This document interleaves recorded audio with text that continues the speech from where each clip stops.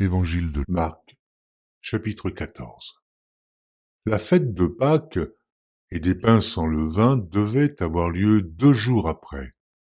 Les principaux sacrificateurs et les scribes cherchaient les moyens d'arrêter Jésus par ruse et de le faire mourir, car ils disaient que ce ne soit pas pendant la fête, afin qu'il n'y ait pas de tumulte parmi le peuple.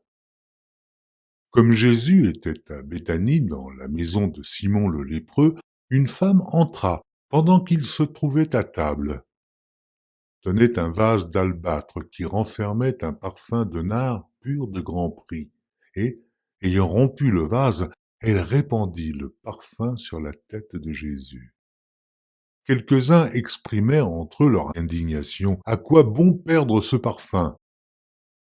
On aurait pu le vendre plus de 300 deniers et les donner aux pauvres. Et ils s'irritaient contre cette femme. Mais Jésus dit, « Laissez-la. Pourquoi lui faites-vous de la peine? Elle a fait une bonne action à mon égard. Car vous avez toujours les pauvres avec vous, et vous pouvez leur faire du bien quand vous voulez, mais vous ne m'avez pas toujours. Elle a fait ce qu'elle a pu. Elle a d'avance embaumé mon corps pour la sépulture. Je vous le dis en vérité, partout où la bonne nouvelle sera prêchée dans le monde entier, on racontera aussi en mémoire de cette femme ce qu'elle a fait. » Judas Iscario, l'un des 12, alla vers les principaux sacrificateurs afin de leur livrer Jésus. Après l'avoir entendu, ils furent dans la joie et promirent de lui donner de l'argent, et Judas cherchait une occasion favorable pour le livrer. Le premier jour des pains sans levain, où l'on immolait la Pâque, les disciples de Jésus lui dirent « Où veux-tu que nous allions te préparer la Pâque ?» Et il envoya 2 de ses disciples et leur dit « Allez à la ville, vous rencontrerez un homme portant une cruche d'eau, suivez-le. Quelque part qu'il entre, dit au maître de la maison, le maître dit « Où est le lieu où je mangerai la Pâque avec mes disciples ?» Et il vous montrera une grande chambre haute, meublée et toute prête. C'est là que vous nous préparerez la Pâque. Les disciples partirent, arrivèrent à la ville et trouvèrent les choses comme il le leur avait dit. Ils préparèrent la Pâque. Le soir étant venu, il arriva avec les 12. Quand qu'ils étaient à table et qu'ils mangeaient, Jésus dit, « Je vous le dis en vérité, l'un de vous qui mange avec moi me livrera. » Ils commencèrent à s'attrister et à lui dire, l'un après l'autre, « Est-ce moi ?» Il leur répondit, « C'est l'un des 12 qui met avec moi la main dans le plat. Le Fils de l'homme s'en va selon ce qui est écrit de lui, mais malheur à l'homme par qui le Fils de l'homme est livré. Mieux vaudrait pour cet homme qu'il ne fût pas né. » Pendant qu'ils mangeaient, Jésus prit du pain et, après avoir rendu grâce, il le rompit et le leur donna en disant « Prenez, ceci est mon corps. » Il prit ensuite une coupe et après avoir rendu grâce, il la leur donna et ils en burent tous. Et il leur dit « Ceci est mon sang, le sang de l'alliance qui est répandu pour plusieurs. Je vous le dis en vérité, je ne boirai plus jamais du fruit de la vigne jusqu'au jour où je le boirai nouveau dans le royaume de Dieu. » Après avoir chanté les cantiques, ils se rendirent à la montagne des Oliviers. Jésus leur dit, « Vous serez tous scandalisés, car il est écrit, « Je frapperai le berger, et les brebis seront dispersées, mais après que je serai ressuscité, je vous précéderai en Galilée. » Pierre lui dit, « Quand tous seraient scandalisés, je ne serai pas scandalisé. » Et Jésus lui dit, « Je te le dis en vérité, toi, aujourd'hui, cette nuit même, avant que le coq chante 2 fois, tu me renieras 3 fois. » Mais Pierre reprit plus fortement, « Quand il me faudrait mourir avec toi, je ne te renierai pas. » Et tous dirent la même chose. Ils allèrent ensuite dans un lieu appelé Gethsémane, et Jésus dit à ses disciples, « Asseyez-vous ici, pendant que je prierai. » Prit avec lui Pierre, Jacques et Jean, et il commença à éprouver de la frayeur et des angoisses. Il leur dit, « Mon âme est triste jusqu'à la mort. Restez ici, et veillez. » Puis, ayant fait quelques pas en avant, il se jeta contre terre et pria que, s'il était possible, cette heure s'éloignât de lui. Il disait, « Abba, Père, toutes choses te sont possibles. Éloigne de moi cette coupe.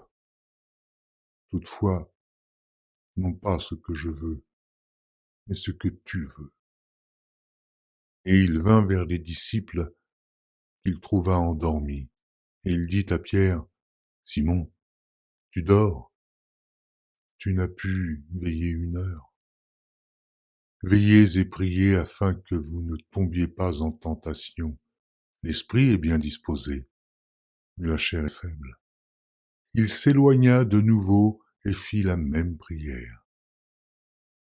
Il revint et les trouva encore endormis, car leurs yeux étaient appesantis. Ils ne surent que lui répondre. Il revint pour la troisième fois et leur dit, « Dormez maintenant et reposez-vous. C'est assez, l'heure est venue. Voici, le Fils de l'homme est livré aux mains des pécheurs. Levez-vous, allons. Voici celui qui me livre s'approche. » Et aussitôt, comme il parlait encore, arriva Judas, l'un des 12, et avec lui une foule, armée d'épées et de bâtons, envoyée par les principaux sacrificateurs, par les scribes et par les anciens. Celui qui le livrait leur avait donné ce signe. « Celui que je l'embrasserai, c'est lui. Saisissez-le et emmenez-le sûrement. » Dès qu'il fut arrivé, il s'approcha de Jésus, disant, « Rabbi !» et il l'embrassa. Alors, ces gens mirent la main sur Jésus et le saisirent. Un de ceux qui étaient là, tirant l'épée, frappa le serviteur du souverain sacrificateur et lui emporta l'oreille. Jésus, prenant la parole, leur dit, « Vous êtes venus comme après un brigand, avec des épées et des bâtons, pour vous emparer de moi. J'étais tous les jours parmi vous, enseignant dans le temple, et vous ne m'avez pas saisi. Mais c'est afin que les Écritures soient accomplies. » Alors tous l'abandonnèrent et prirent la fuite. Un jeune homme le suivait, et n'ayant sur le corps qu'un drap, on se saisit de lui, mais il lâcha son vêtement et se sauva tout nu. Ils emmenèrent Jésus chez le souverain sacrificateur, où s'assemblèrent tous les principaux sacrificateurs, les anciens et les scribes. Pierre le suivit de loin jusque dans l'intérieur de la cour du souverain sacrificateur. Il s'assit avec les serviteurs et il se chauffait près du feu. Les principaux sacrificateurs et tout le Sanhédrin cherchaient un témoignage contre Jésus pour le faire mourir, et ils n'en trouvaient point. Car plusieurs rendaient de faux témoignages contre lui, mais les témoignages ne s'accordaient pas. Quelques-uns se levèrent et portèrent un faux témoignage contre lui, disant « Nous l'avons entendu dire, je détruirai ce temple fait de main d'homme, et, en 3 jours, j'en bâtirai un autre qui ne sera pas fait de main d'homme. » Et même sur ce point-là, leur témoignage ne s'accordait pas. Alors, le souverain sacrificateur, se levant au milieu de l'assemblée, interrogea Jésus et dit, « Ne réponds-tu rien? Qu'est-ce que ces gens déposent contre toi ?» Jésus garda le silence et ne répondit rien. Le souverain sacrificateur l'interrogea de nouveau et lui dit, « Es-tu le Christ, le Fils du Dieu béni ?» Jésus répondit, « Je le suis, et vous verrez le Fils de l'homme assis à la droite de la puissance de Dieu et venant sur les nuées du ciel. » Alors le souverain sacrificateur déchira ses vêtements et dit, « Qu'avons-nous encore besoin de témoins? Vous avez entendu le blasphème, que vous en semble ?» Tous le condamnèrent comme méritant la mort.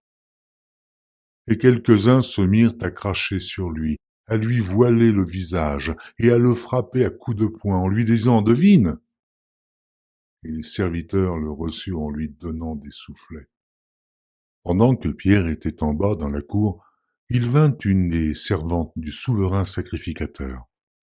Voyant Pierre qui se chauffait, le regarda et lui dit « Toi aussi, tu étais avec Jésus de Nazareth. » Il le nia, disant « Je ne sais pas, je ne comprends pas ce que tu veux dire. » Puis il sortit pour aller dans le vestibule.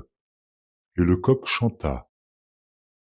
La servante, l'ayant vu, se mit de nouveau à dire à ceux qui étaient présents « Celui-ci est de ces gens-là. » Et il le nia de nouveau. Peu après, ceux qui étaient présents dirent encore à Pierre « Certainement, tu es de ces gens-là, car tu es galiléen. » Alors il commença à faire des imprécations et à jurer « Je ne connais pas cet homme dont vous parlez. » Aussitôt, pour la seconde fois, le coq chanta. Et Pierre se souvint de la parole que Jésus lui avait dite. « Avant que le coq chante 2 fois, tu me renieras 3 fois. » Et en y réfléchissant, il pleurait.